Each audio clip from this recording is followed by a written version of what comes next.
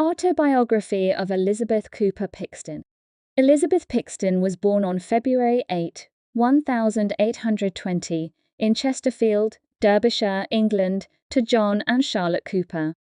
Raised in poverty and left motherless at a young age, she worked from childhood to support herself. She married Robert Pixton on May 5, 1839, and was baptized into the Church of Jesus Christ of Latter-day Saints shortly thereafter.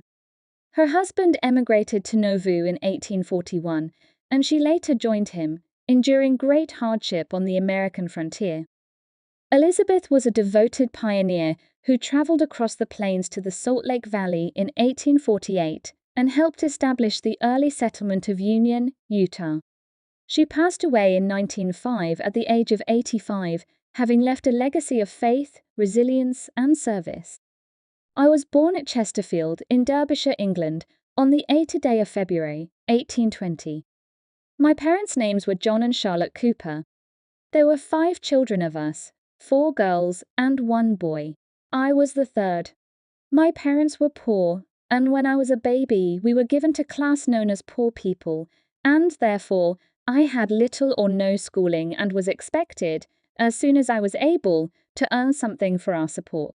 My mother died when I was about 6 years old, and I was then put out to live with strangers, and when about 12 years old continued to keep house for about 3 years.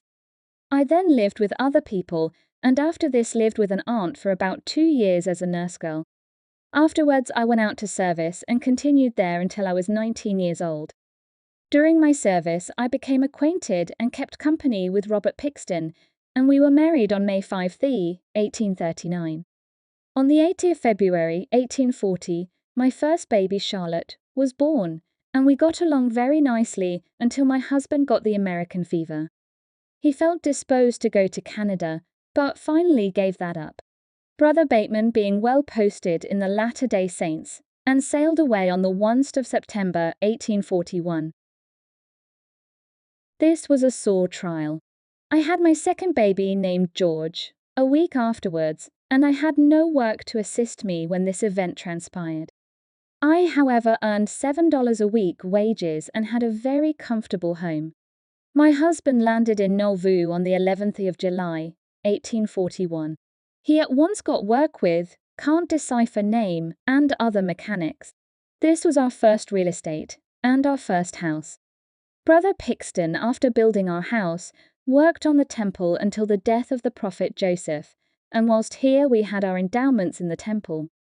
We stayed in Nauvoo until the spring of 1846, when Brother Pixton joined one of the teams up the country for President Brigham Young. He came back for me in May and we moved to Mount Pisgah. In the meantime, and previously, he had been sent out by Brigham Young for a company of the Brethren to tramp across the continent and assist in a warlike expedition, but he and about 9 others volunteered to go. He left me at Pisgah and settled off in what is known as the Mormon Battalion. From Pisgah, we moved to winter quarters, or Florence, as it was afterwards called. We scarcely lived better than savages. I crossed the river with my little boy in an old wagon box. I built my log hut. I did my own work with a fire made on the ground and without windows or floor. Brother Brigham would frequently come and see how we were getting along. I lived in this condition until the spring of 1849, when my husband returned from the battalion. We then moved to East Winter Quarters and found my yoke of cattle and yoke of cows and my wagon all right. We started on May 2, 1848, across the Great Plains to the Salt Lake Valley, driving my husband's team, 2 cows and a yoke of oxen. Arrived in September. My nearest neighbor was Edward Higgs. Next to him on the west was William Van Dykes. I boiled roots and greens for our dinner. The next neighbor was Morgan Richards. We were married in Salt Lake City on September 22, 1848, and located in the 19th Ward, part of the Mormon Battalion Army. My husband worked all over, and at one time had the contract of finishing the 70s Hall. He worked until the time of his death. He was a man of great physical strength, and did much to promote the interest of the church. We moved to Union in 1856, and I was in poor health. In the meantime, My husband and brother Pixton and our son Robert, with several others, fitted out and started on the journey to the Missouri River for emigrants. We found our second estate in Salt Lake City, being one of the earliest settlers of Union. We endured the storms without grumbling and raised our family with difficulty.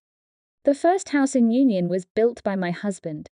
He was ward teacher, block teacher, and bishop's counselor, and the first road supervisor of Union. He held all these positions until his death in 1872. He went in the relatives of friends and succeeded in getting several brought to our new settlement and received emigrants for a great many relatives and friends.